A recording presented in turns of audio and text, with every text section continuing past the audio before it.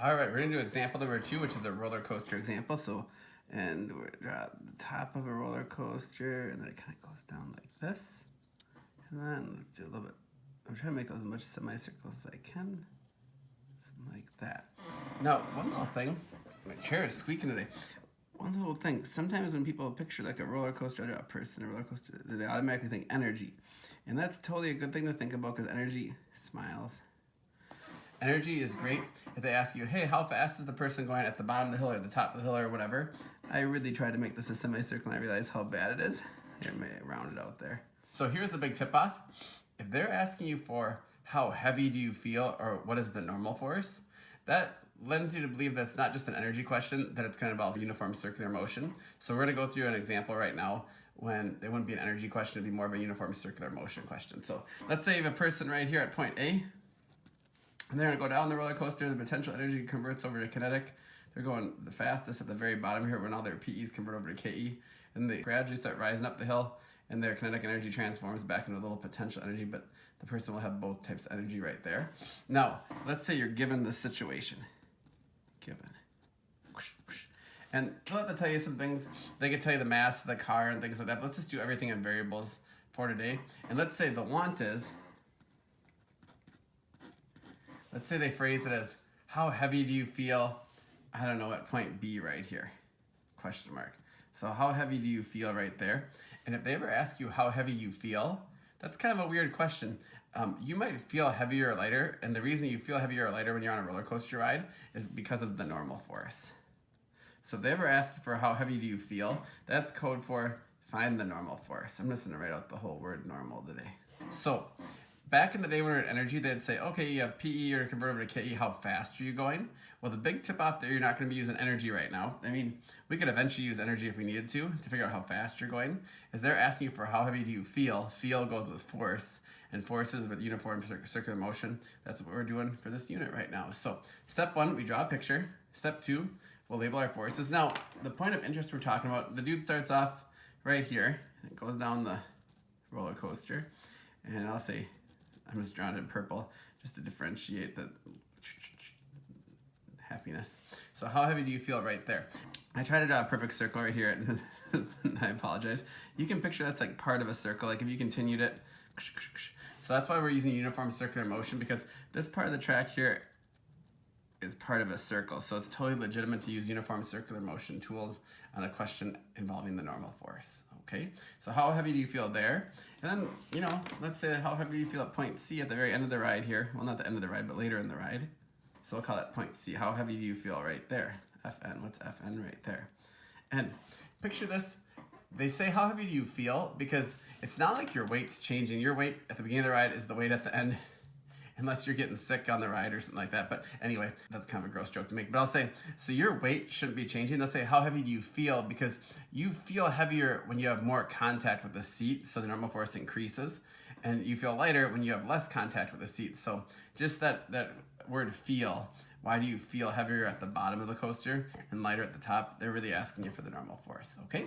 So step 1, let's look at, I'm gonna color code this. At point B, step 1, we drew a picture. Step 2, we labeled our forces, and we're gonna do that right now. I don't like how I jammed this in there, so I'm just gonna kind of take this. I'm gonna say, okay, on this part of the track, just kind of zoom it in here.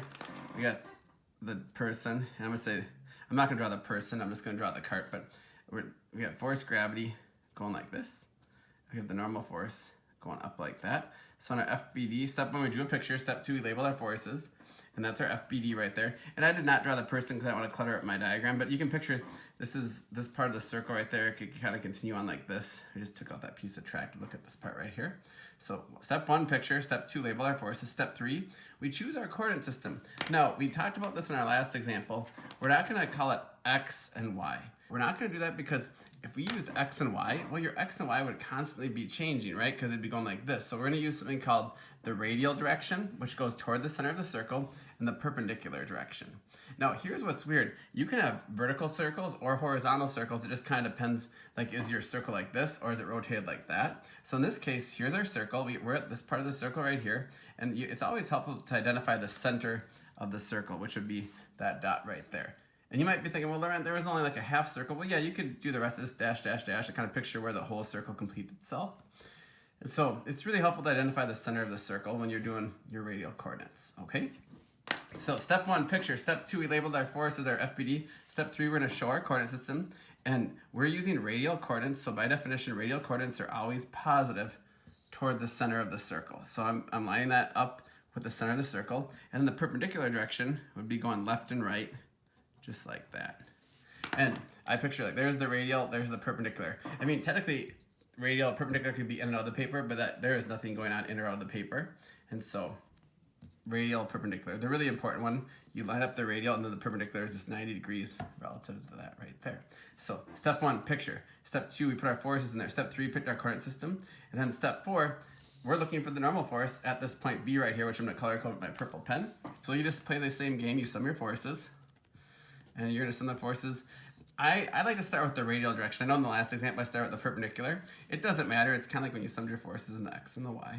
But you're going to sum your forces in the radial direction, and then you're going to sum your forces in the perpendicular direction. Okay? And one reason I'm starting with the radial direction, there aren't any forces happening in the perpendicular direction. So see the perpendicular direction, like the right and the left? There's no force.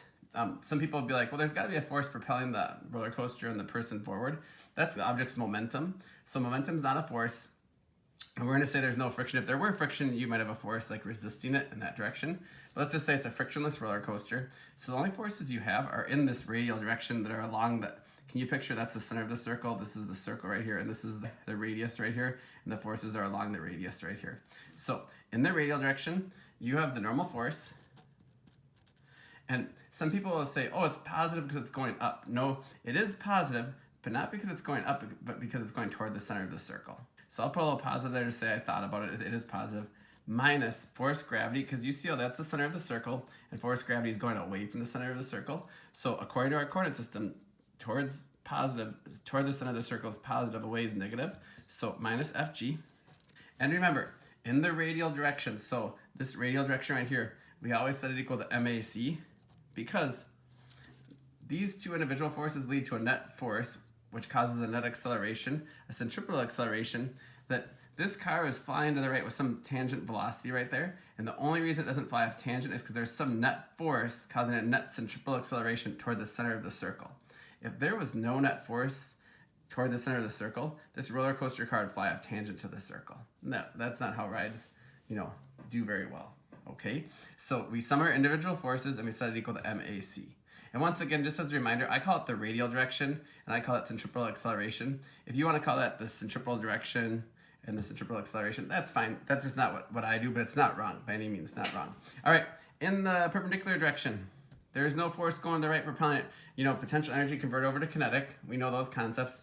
And you have momentum in that direction. If there's no force going to the right, we're going to ignore any friction going to the left. So there are no forces in that direction right there, 0 newtons. Okay, so the question on the table was, why do you feel heavier at the bottom right there of the roller coaster? So that's code for self for the normal force.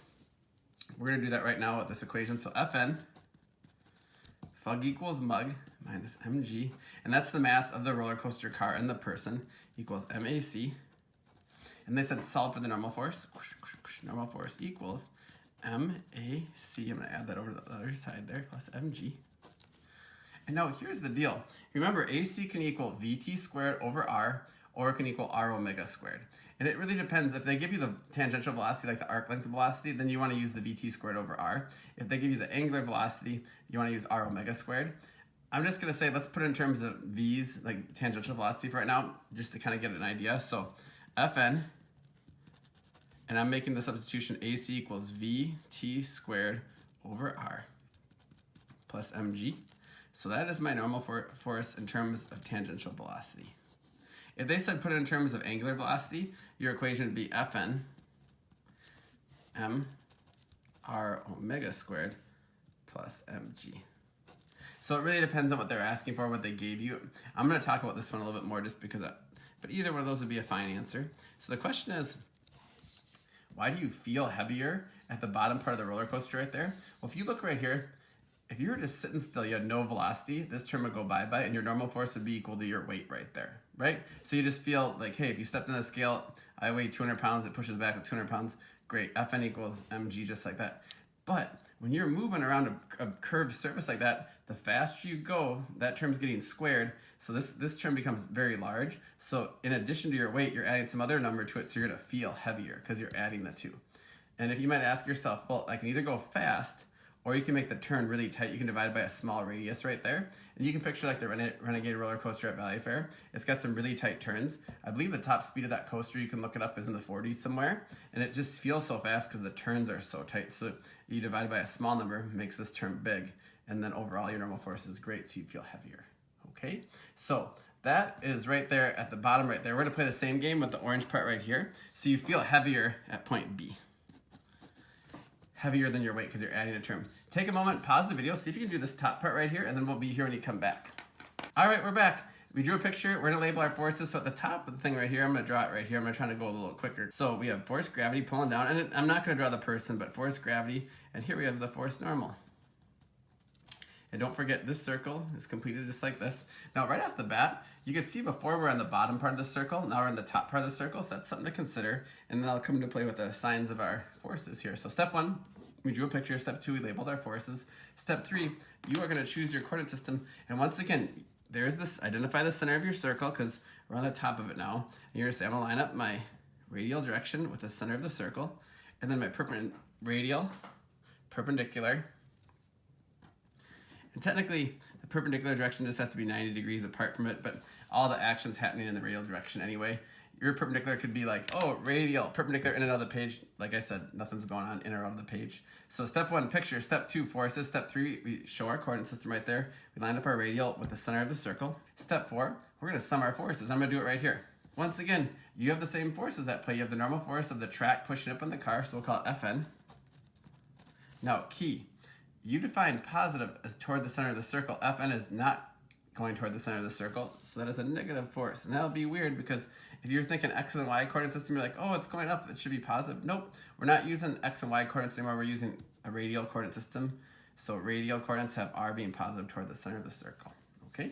And then we have plus force gravity. And remember, the radial direction you set equal to MAC.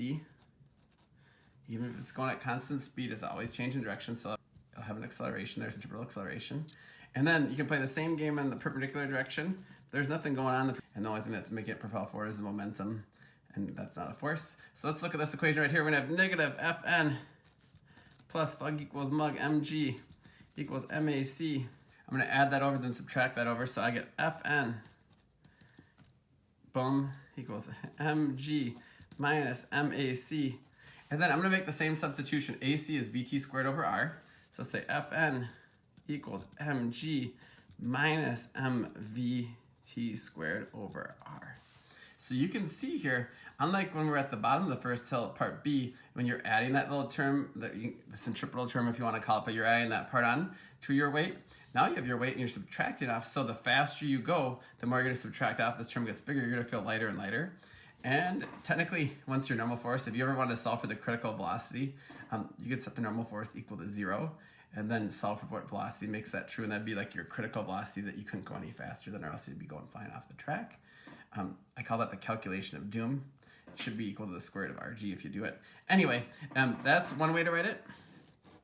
Or if you want to write it in terms of, you know, we did this one in terms of omegas, you can write it as, you can take this right here and you can plug in R omega squared, just like that. So you could also write, I have whiteout right there, so I'm just gonna write it right here. So another way to write that would be Fn equals mg minus mr omega squared. You could write it like that. And so I will say, if you're finishing up here, I like writing it in terms of the velocities v, because that, you know, that's your arc length velocity, and that makes good sense to me. But so you feel heavier at the bottom because you're adding these terms. You feel lighter right here because it's getting subtracted off. You pick up a minus sign right there. If you want to write in terms of omegas, that this would be your answer for the bottom of the first hill, and this would be your answer for the top of the next hill there. But yeah, so this is why you feel heavier at the bottom of the roller coaster hill. This is why you feel lighter, because you have the minus sign in there. Overall, draw your picture, label your forces, then show your coordinate system, and then we just sum our forces using our radial coordinate system. Okay, we did it for part B at the bottom of the hill, part C. So thanks for watching.